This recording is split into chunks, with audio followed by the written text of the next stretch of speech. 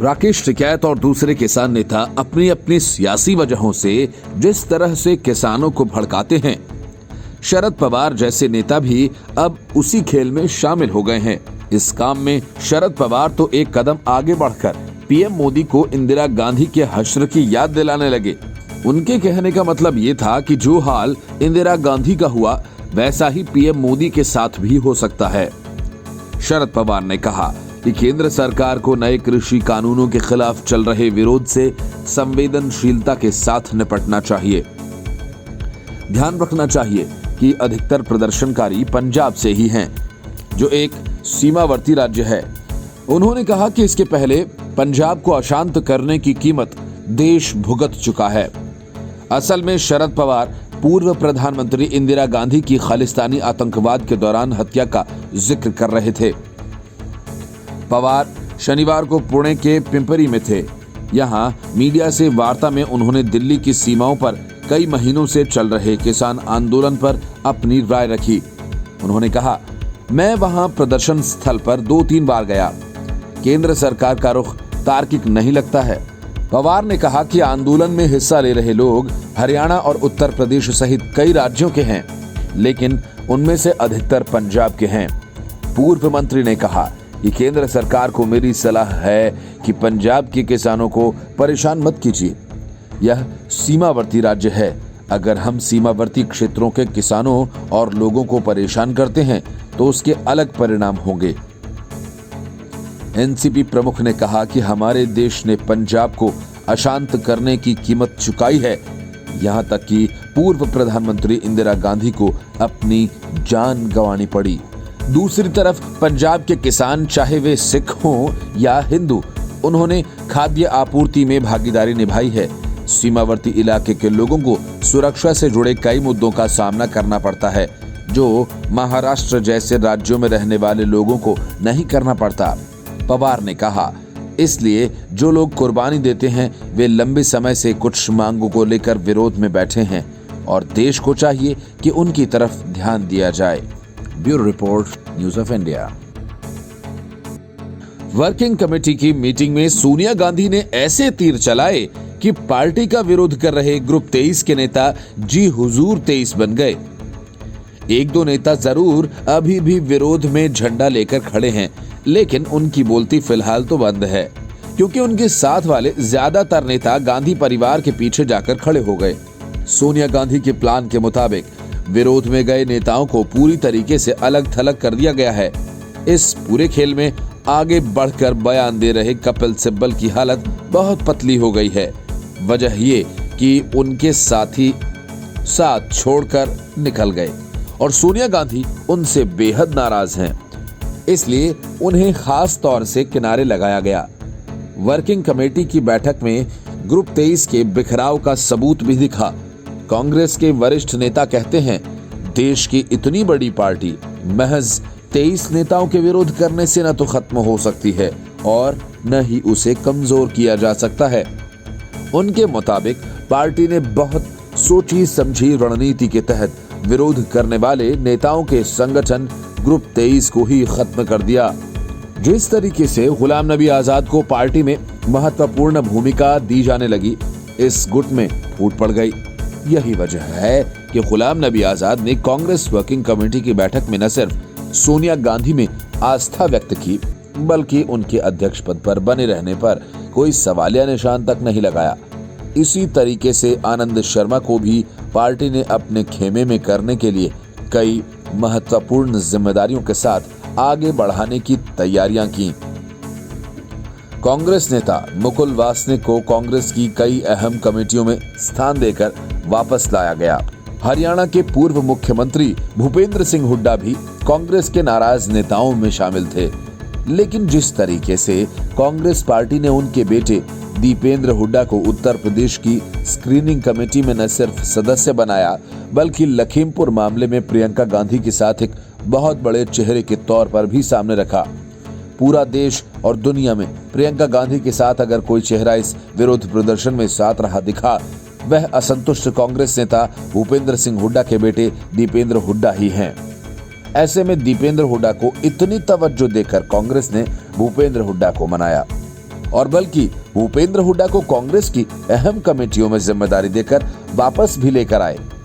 पूर्व केंद्रीय मंत्री वीरप्पा मोइली पहले ही इस बात को कह चुके हैं कि उन्होंने कांग्रेस में सुधार के लिए कुछ नेताओं के कहने पर एक कागज पर दस्तखत जरूर किए थे, लेकिन उनकी मंशा कांग्रेस को खत्म करने या बर्बाद करने की बिल्कुल नहीं थी।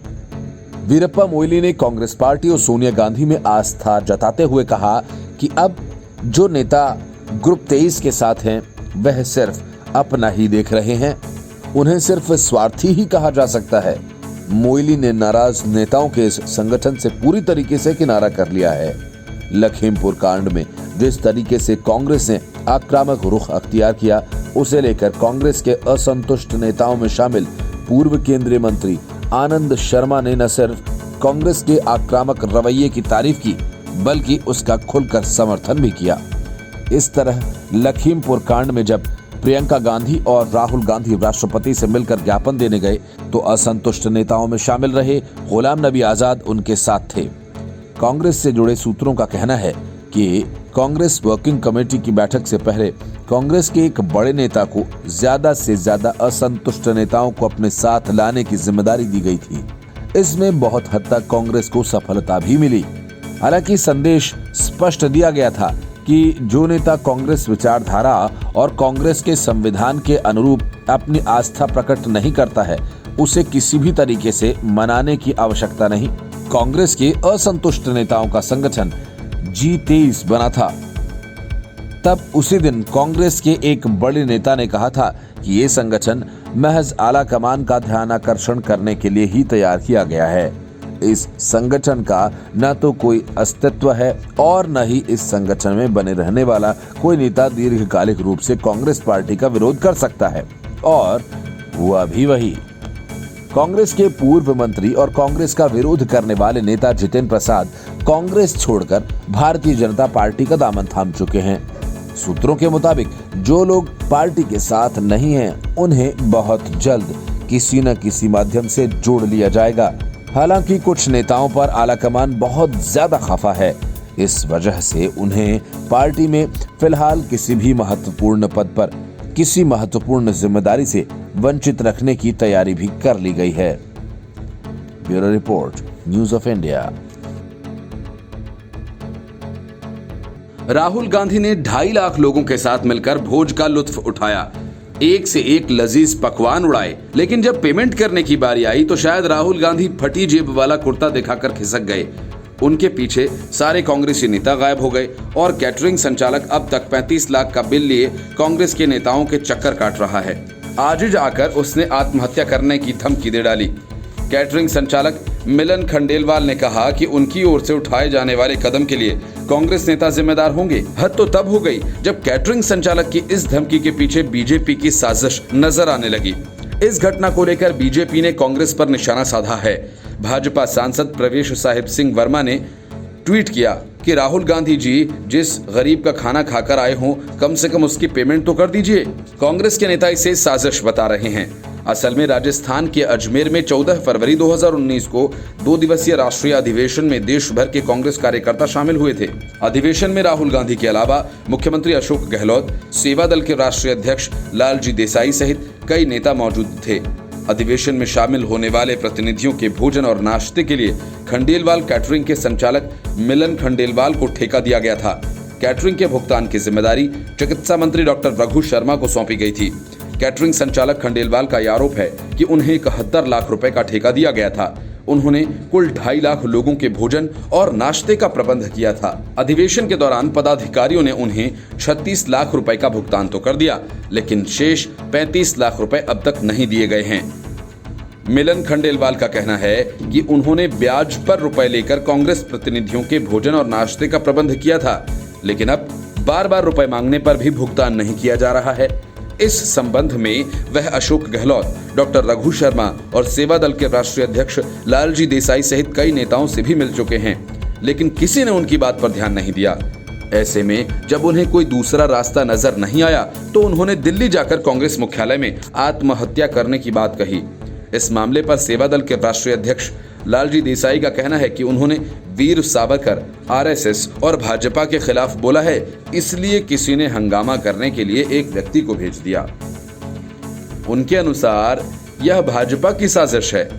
सेवा दल के प्रदेश अध्यक्ष हेम सिंह ने कैटरिंग के मालिक मिलन खंडेलवाल को हिस्ट्री शीटर बताते हुए कहा कि उनके खिलाफ अजमेर के कई पुलिस थानों में धोखाधड़ी के मामले दर्ज हैं। इनके अनुसार मिलन खंडेलवाल को तय रकम का भुगतान कर दिया गया है, लेकिन वह ब्लैकमेल कर ज्यादा रुपए मांग रहा है। Bureau report, news of India.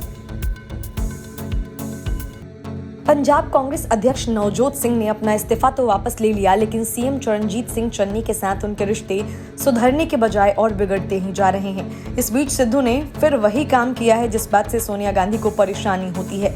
Sidhu ने सोनिया गांधी को पत्र लिखा है, लेकिन उसे मीडिया के लिए जारी कर दिया। सिद्धू ने पत्र के साथ सोनिया गांधी से मुलाकात करने का वक्त भी मांगा है।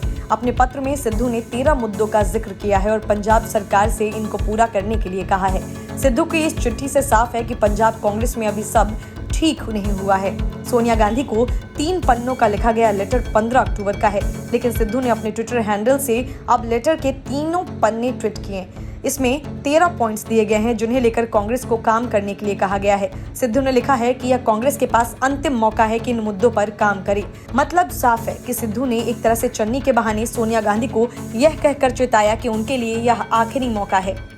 सिद्धू ने अपनी चिट्ठी में जितनी फरमाइशें की हैं, ये वो भी समझ रहे हैं कि अगले 2 महीने में इन्हें पूरा नहीं किया जा सकता। इसीलिए सवाल यह है कि आखिर सिद्धू के दिमाग में क्या चल रहा है। पहले पॉइंट में गुरु ग्रंथ साहिब की बेअदबी का मुद्दा उठाते हुए दोषियों के खिलाफ एक्शन की मांग की है।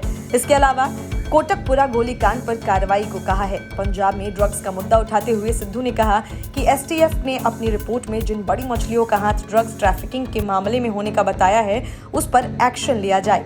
सिद्धू ने आगे कहा कि पंजाब एक कृषि प्रधान राज्य है, यहाँ पर किसानों की समस्याओं को दूर किया जाए। 3 काले ऋषि कानूनों के खिलाफ स्टैंड क्लियर करें। कोल्ड स्टोरेज से लेकर कृषि उत्पादन संबंधित मुद्दों को सुलझाएं। बिजली समस्या से पंजाब को मुक्ति दिलाएं। 24 घंटे बिजली की सप्लाई सुनिश्चित कराई जाए। खासकर ग्रामीण इलाकों में बिजली की समस्या खत्म करें। पीपीए यानी पंजाब पावर कॉर्पोरेशन पर श्वेत पत्र जारी किया जाए। देश में कोयले की कमी को लेकर स्थितियां साफ की जाएं। पंजाब को स्मार्ट, सस्ती और प्रभावी पीपीए का प्रयोग करना चाहिए ताकि पंजाब में बिजली की मांग को पूरी की जा सके। सस्ते सोलर पावर पर भी काम करना चाहिए। अनुसूचित जाति और पिछड़ी जाति के कल्याण के लिए काम करें। हमारे कैबिनेट में कम से कम एक मजहबी सिख कैबिनेट में होना चाहिए। दोआबा का एक दलित प्रतिनिधि हो। कैबिनेट में कम से कम 2 पिछड़ी जाति के लोग हों। आरक्षित संसदीय क्षेत्र के विकास के लिए कम से कम 25 करोड़ रुपए स्पेशल पैकेज के तहत दिए जाए। हर एक दलित को पक्का घर और कृषि भूमि दें। हजारों सरकारी पद खाली पड़े हैं, उन्हें भरा जाए। 20 से ज्यादा union teachers, doctors, nurse, lineman, सफाई कर्मचारियों के मांगों को पूरा करना चाहिए। सिद्धू ने कहा कि राज्य सरकार को शराब के कारोबार का एकाधिकार करना चाहिए, जैसा तमिलनाडु में है। ऐसा करने से राज्य सरकार को 20,000 करोड़ का फायदा होगा और रोजगार भी बनेंगे। सिद्धू और भी कई सारी फरमाइशें सोनिया गांधी को लिखकर भेजी हैं और चाहते हैं कि उन सबको पूरा कर दिया जाए। Bureau report, news of India. Congress मुख्यालय में घंटों वर्किंग कमेटी की बैठक के नाम पर सियासी सर्कस होता रहा। राहुल गांधी न तो पार्टी के अध्यक्ष हैं और न ही महासचिव, लेकिन वे इस बैठक में मौजूद रहे और पार्टी के अगले अध्यक्ष बनने के सवाल पर विचार करते रहे। ये बैठक क्या थी? महज गांधी परिवार की ताकत का प्रदर्शन, जिसमें सोनिया गांधी ने खुलकर बैटिंग की। संगठन चुनावों और स्थायी अध्यक्ष की मांग करने वालों को सोनिया गांधी ने जमकर बजाया और अपनी ताकत का एहसास करा दिया और फिर बैठक खत्म। तय ये पाया गया कि राहुल गांधी पार्टी के अध्यक्ष की कमान संभालेंगे। तब तक सोनिया गांधी कुंडली मारकर गद्दी की रक्षा करती रहेंगी। कांग्रेस की इस नौटंकी पर मध्य प्रदेश के सीएम शिवराज सिंह चौहान ने निशाना साधा। उन्होंने कहा कि कांग्रेस पार्टी कम है, सर्कस ज्यादा है। शिवराज सिंह चौहान ने कहा कि कांग्रेस पार्टी का कोई अध्यक्ष नहीं है, सोनिया गांधी कार्यकारी अध्यक्ष हैं। राहुल गांधी कहते हैं कि मैं अध्यक्ष नहीं हूं, लेकिन मुख्यमंत्री हटाना होता है तो हटा देते हैं। अच्छी खासी पंजाब की सरकार चल रही थी, कैप्टन को ही निपटा दिया राहुल गांधी ने। ले आए चन्नी साहब को, अध्यक्ष बना दिया सिद्धू को। सिद्धू ने कहा कि हम तो डूबे हैं सनम, तुमको भी ले डूबेंगे। शिवराज सिंह चौहान ने कहा कि इसी तरह छत्तीसगढ़ में भी 50-50 चल रहा है, राजस्थान में भी यही होना है। इसके साथ ही उन्होंने कहा कि मध्य प्रदेश में कांग्रेस कमलनाथ तक सिमट गई है। मुख्यमंत्री, प्रदेश अध्यक्ष, नेता प्रतिपक्ष, स्टार प्रचारक सभी पदों पर पूर्व मुख्यमंत्री कमलनाथ काबिज हैं या रहे हैं। एक दूसरे नेता हैं तो वे हैं नकुल नाथ। प्रदेश कांग्रेस में अपने लोगों को ही निपटाने का कार्य चल रहा है। खंडवा संसदीय उपचुनाव में वरिष्ठ नेता अरुण यादव को टिकट नहीं दिया गया। प्रदेश कांग्रेस के नेताओं ने ही अरुण यादव के पिता सुभाष यादव को एक समय मुख्यमंत्री नहीं बनने दिया था। Bureau report, news of India. Shahrukh Khan के बेटे आर्यन खान इन दिनों मुंबई की आर्थर रोड जेल में बंद है। आर्यन जब नारकोटिक्स कंट्रोल ब्यूरो की हिरासत में थे तब उनकी काउंसलिंग की गई थी। काउंसलिंग के दौरान आर्यन ने एनसीबी के जोनल डायरेक्टर समीर वानखेड़े से वादा किया कि मैं अच्छा इंसान बनकर अच्छे काम करूंगा, गरीबों के कल्याण के लिए काम करूंगा, जिससे एक दिन आपको मुझ पर गर्व होगा। क्रूज ड्रग्स पार्टी केस में गिरफ्तार 23 वर्षीय आर्यन ने काउंसलिंग के दौरान एनसीबी को यह भी भरोसा दिलाया कि जेल से बाहर आने के बाद वह कोई भी गलत काम नहीं करेंगे जिससे उनका नाम खराब हो।